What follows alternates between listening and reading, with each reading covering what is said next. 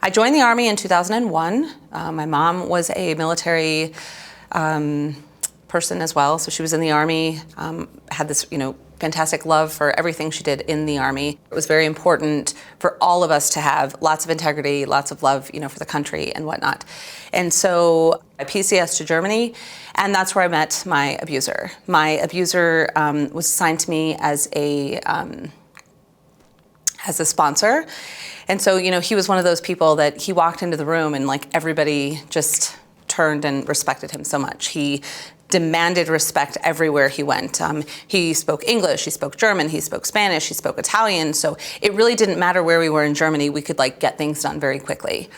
At first it was great. It was this wonderful, honeymoon phase where we got dressed up and he told me I was beautiful and, we went dancing and expensive restaurants and all of these wonderful things. Gradually over time, he worked on my emotional, state and would say things like, "Oh, you are so lucky I put up with you, and your laugh is so annoying, and nobody was ever going to want to be with you." And that turned a little bit more, psychological, where it was, don't talk to that person. Don't call your mom. I don't want to hang out with her. I want to just be with you. Let's you and I go do something and not hang out with our friends, right? Which really isolated me, and I didn't realize it at the time. And that turned a little bit more physical to a scare tactic, kind of psychological, where he always had brass knuckles, he always had a knife, there was always a weapon on him in some form or fashion. One of his favorite things to have was one of those police batons that was, just this big that would fit in his pocket, that he could make go, 36 inches. And the noise that thing makes, when it would go out and in, it's still traumatizing, to me. And then it became physical and sexual. There are things that happen to me that should happen to nobody ever.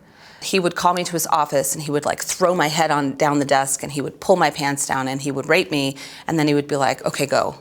And I remember walking back to my office with semen dripping down my legs, just so embarrassed that this was my life. But I didn't know how to get out of it.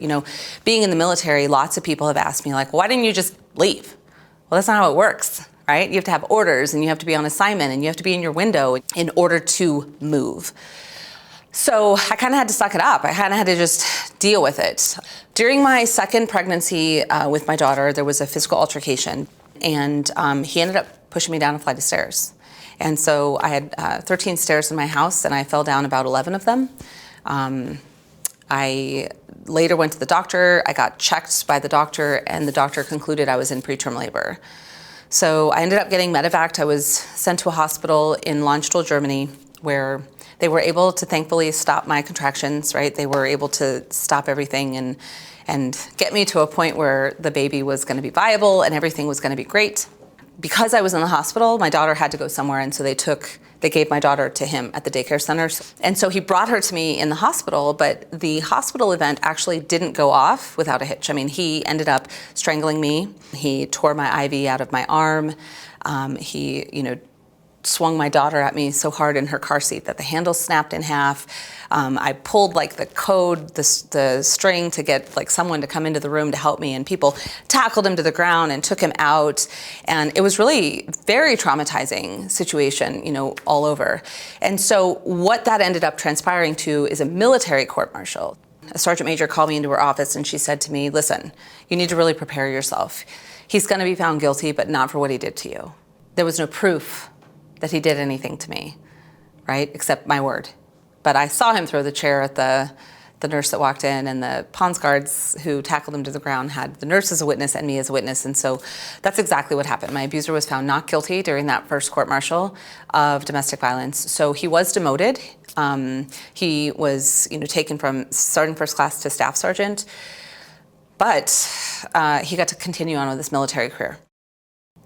My abuser got married to someone else, raped her, and she did what I did, right? She filed charges. He also was charged with 2 rapes against me. So there were 3 total counts of rape on his charge sheet when he went to court.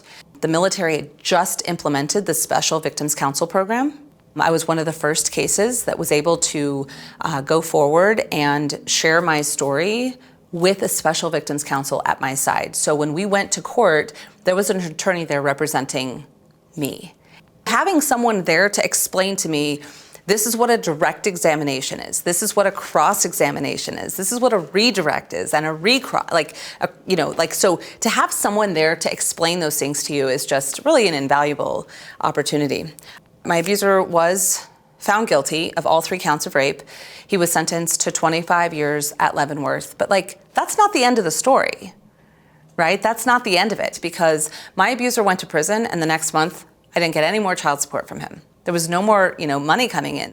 In the military, we have a program that's called transitional compensation that is available to some victims.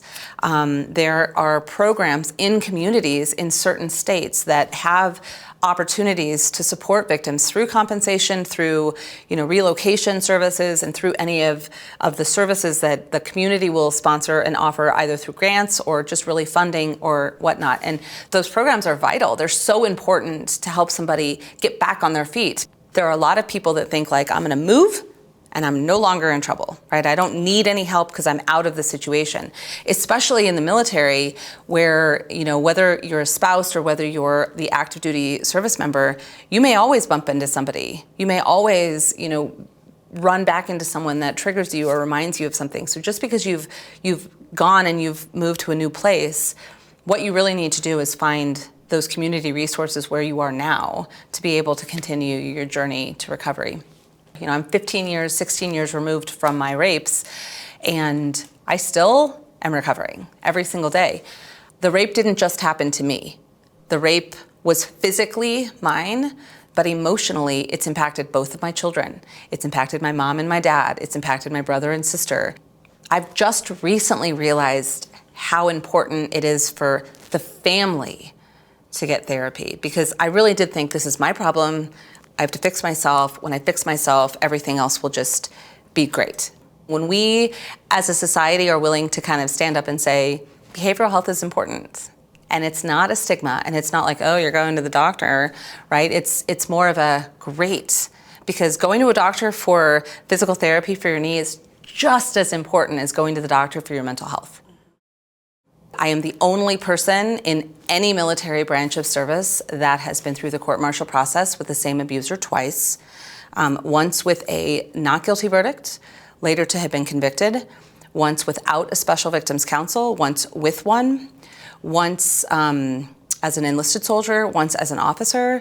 And I think that in the military, we don't have a lot of people coming forward, because when it's over, you don't want to think about it again. You don't want to think about the trauma that you've been through. But in sharing my story, one of the things I hope everyone hears is that everyone could see that I was in an abusive relationship except me, right? Everyone understood he was abusive except me. And it wasn't until I woke up and was oh my gosh, I'm being abused, that I was able to get out of it. People need to hear success stories to know that they can too survive.